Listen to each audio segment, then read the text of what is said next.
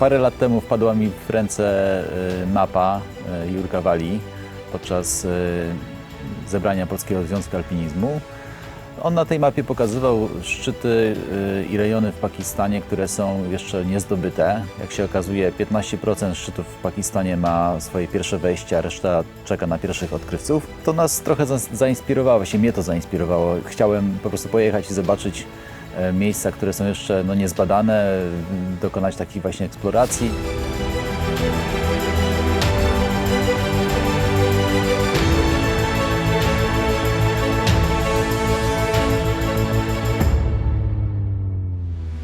Wspinanie w dziewiczych rejonach, czy też eksploracja tych rejonów, to jest motor alpinizmu. Tak się wspinali kiedyś nasi praojcowie. Dolina Lachit z tymi dziewiczymi szczytami to była dla nas wielka przygoda. Strasznie byliśmy nakręceni i strasznie chcieliśmy tam jechać. Pojechaliśmy w gronie razem z Maćkiem Janczarem, Maćkiem Bedrejczukiem, Marcinem Wernikiem. Udało nam się dotrzeć do Pakistanu w połowie sierpnia. Stamtąd już z porterami udaliśmy się doliną Lachit do góry i założyliśmy bazę na około 4000. Idziemy teraz do bazy. Nie wiemy, jak ta baza wygląda, ale lokalni mówią, że jest bardzo fajnie. Jest woda, są lodowce, są fajne ściany. Widzieliśmy fragment jednej ze ścian. Wszystko wskazuje na to, że główna część tego ciekawszej części masywu jest właśnie tam. Także idziemy na randkę w ciemno. Jesteśmy tym mocno podekscytowani.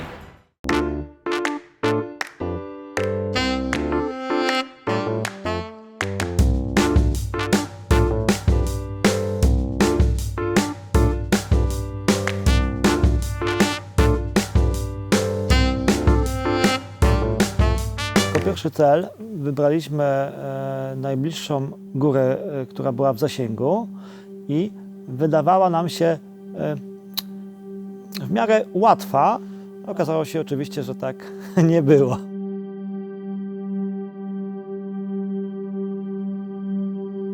Zobaczyliśmy te szczyty, zaczęliśmy rozmawiać, gdzie iść, jak ustalać sobie strategię tego, co się wydarzy, gdzie wytyczymy drogę, jakie są zagrożenia, czego możemy się spodziewać, co się może stać, tak żeby być na to przygotowanym.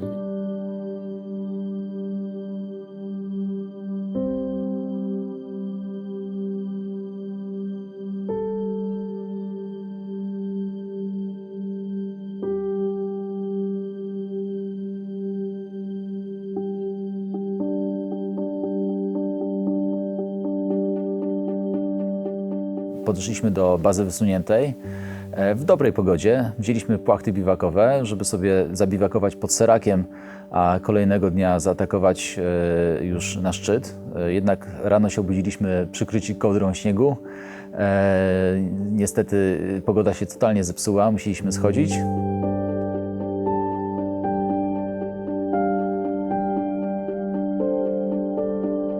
Przeczekaliśmy załamanie pogody i kolejnego dnia już podeszliśmy z namiotami. Rozbiliśmy w tym samym miejscu pod Serakiem namioty, przespaliśmy się tam i następnego dnia troszkę zaspaliśmy, ale wyszliśmy koło godziny 7.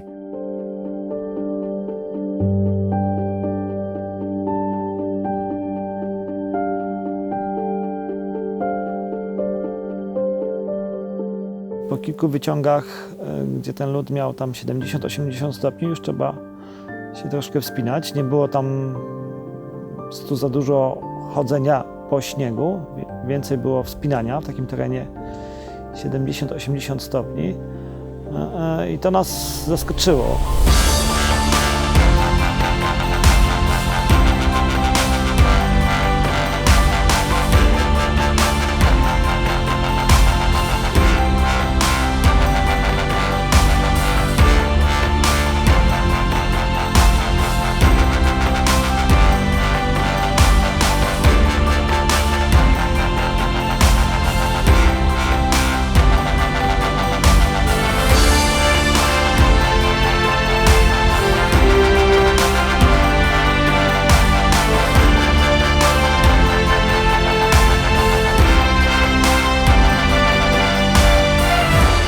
i tego dnia udało nam się urobić jakieś 600 metrów różnicy wysokości. Została nas generalnie noc na 5600. Tam urobiliśmy jeszcze około 2 wyciągi po takiej grani dosyć trudnej, no, dosyć kruchej powiedziałbym, tak, może nie była trudna, ale krucha. I stwierdziliśmy, że skoro rano ma być fajna pogoda, a już jest godzina 11, jesteśmy mocno zmęczeni, odwodnieni. Wprawdzie nie mamy sprzętu biwakowego, ale była taka mała półka. Postanowiliśmy tam spędzić noc, poczekać do rana. Niestety koło 2 nad ranem zaczął sypać śnieg. Prognoza się kompletnie nie sprawdziła.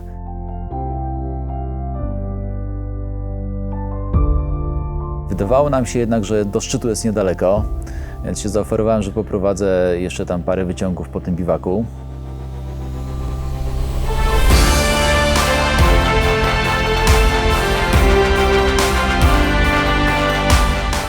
Tego szczytu kompletnie nie było widać, i co każdy wyciąg patrzyliśmy, gdzie on jest, gdzie on jest. Jakoś nie chciał się wyłaniać, no ale w pewnym momencie okazało się, że już jeśli go tam z oddali widzimy. Weszliśmy sobie na tą grań, wyjrzałem za grań, okazało się, że jest jeszcze spory uskok skalny. Wydawało mi się, że trzeba zejść na dół i się wspiąć po takich stromych skałach. W ogóle się załamałem, jak to zobaczyłem. Czułem się bardzo, bardzo zmęczony i wyziębiony. No i poszliśmy dalej, ociągając się, weszliśmy wreszcie taką śnieżną granią w kompletnej mgle na wierzchołek.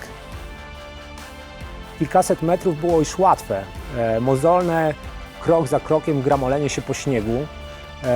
Kiedy wyszliśmy na szczyt, byliśmy bardzo zmęczeni. Zrobiliśmy kilka zdjęć, nie było jakiejś wielkiej euforii i wiedzieliśmy, że musimy zacząć drogę w dół, bo załamanie pogody cały czas trwało.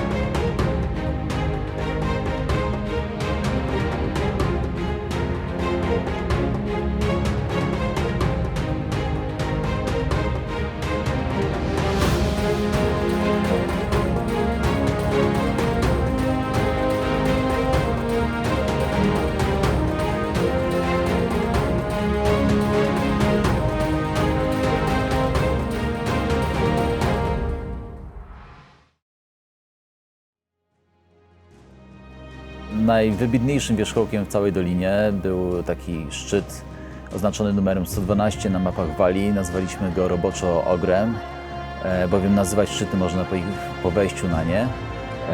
I bardzo chcieliśmy na niego wejść. To właściwie było nasze główne marzenie, główny cel tej wyprawy – wejście na Ogra. Ogr miał fajny północno-wschodni kuluar na takiej wybitnej, ponad 1,5-kilometrowej wysokości ścianie.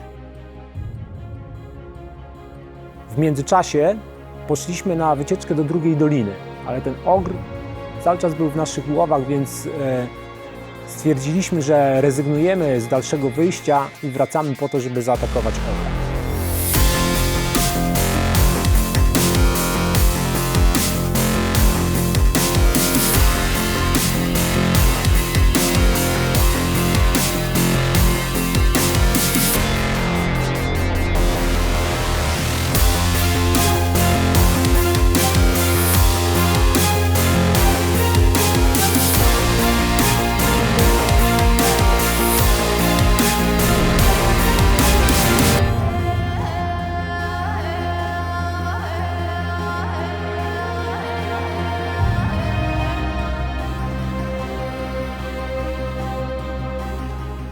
Wystartowaliśmy wcześnie rano. Początkowo teren nie był trudny. Ogólnie wyglądało to tak, że były to takie pionowe ścianki lodowe poprzetykane trochę łatwiejszym terenem. 6 a.m. the sun is rising. Grab your hat and hit the road. Climb aboard the bus we're riding. Come on along with us and join the show.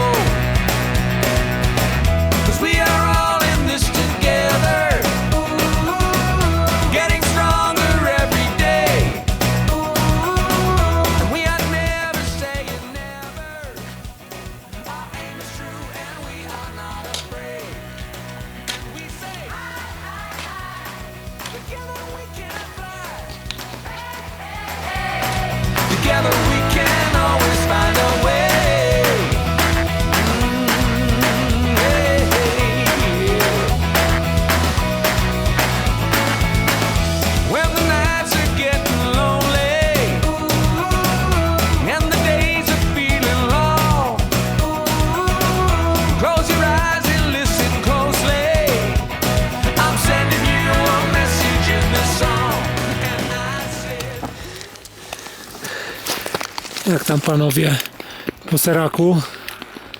Co, po seraku? No całkiem dobrze, wiesz, jakoś się udało, dobrze się rozwalił, bo taki cały serek, uwaga!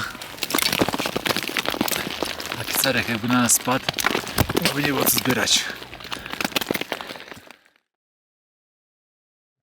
Tego pierwszego dnia zrobiliśmy około 800 metrów, po czym zastała nas noc. Wyrąbaliśmy wygodną półkę biwakową i w samych płachtach i w śpiworach położyliśmy się spać.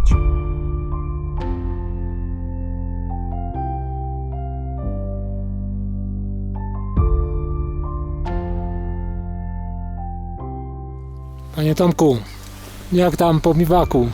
No całkiem dobrze, musiałem w nocy powerpacki, ogrzewacze stóp uruchomić, bo trochę mi było zimno w stopy, ale zasnąłem, śniły mi się różne rzeczy. Była faza REM, co znaczy, że się zregenerowałem trochę. Także mamy duże szczęście, że jest słoneczko. Bez tego byłoby słabo.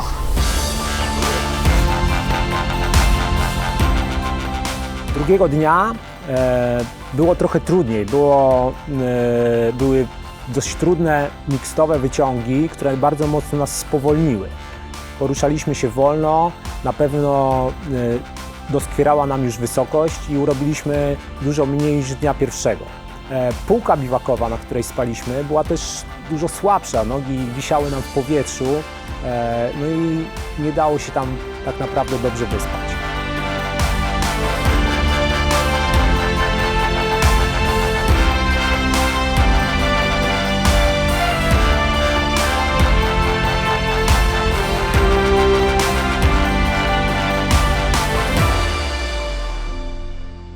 Ostatniego dnia, pierwsze kilkaset metrów poszliśmy na lotnej asykuracji. Było dosyć ciężko, bo byliśmy już dosyć mocno zmęczeni. Strasznie bolały nas łydki, naprawdę poruszaliśmy się wolno.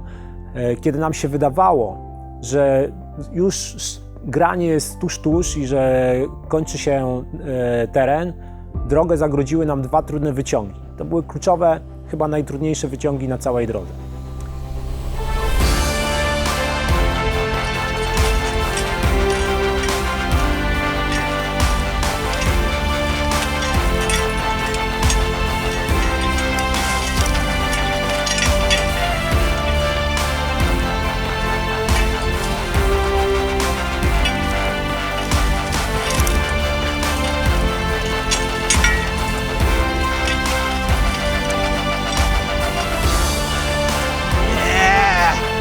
Papa Smurf! Ale w końcu udało nam się dojść do grani. Tutaj niestety zaskoczyło nas załamanie pogody. Zaczął padać śnieg i zaczęło dosyć mocno wiać. Nie wiedzieliśmy, co robić.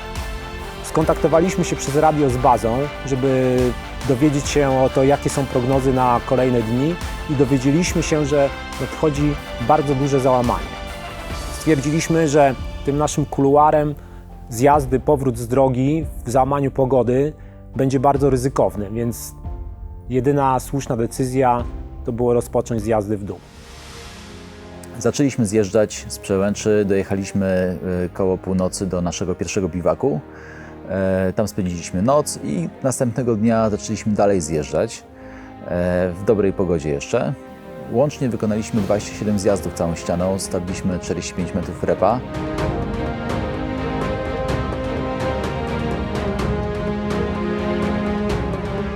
I mieliśmy jedną taką przygodę. W czasie tych 27 zjazdów było właściwie jedno miejsce na całej ścianie, gdzie można było się schować za kamieniem. Bo wszystkie inne stanowiska to po prostu była otwarta rynna lodowa. No, gdyby coś spadło z góry, prędzej czy później znalazłoby się w tej rynnie i prędzej czy później by na nas po prostu spadło.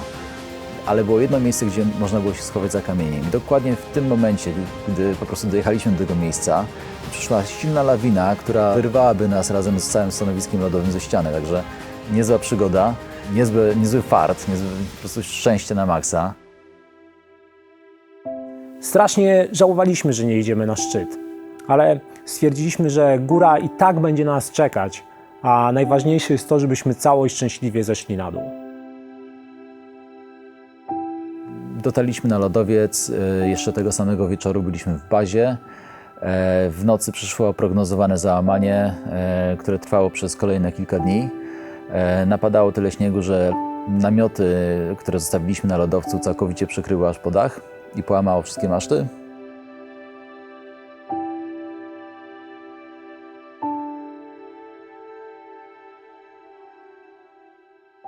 Bardzo chciałbym, żeby ta wspinaczka zakończyła się na szczycie, choć wiem, że podjęliśmy słuszną decyzję. Myślę, że być może kiedyś tam wrócimy.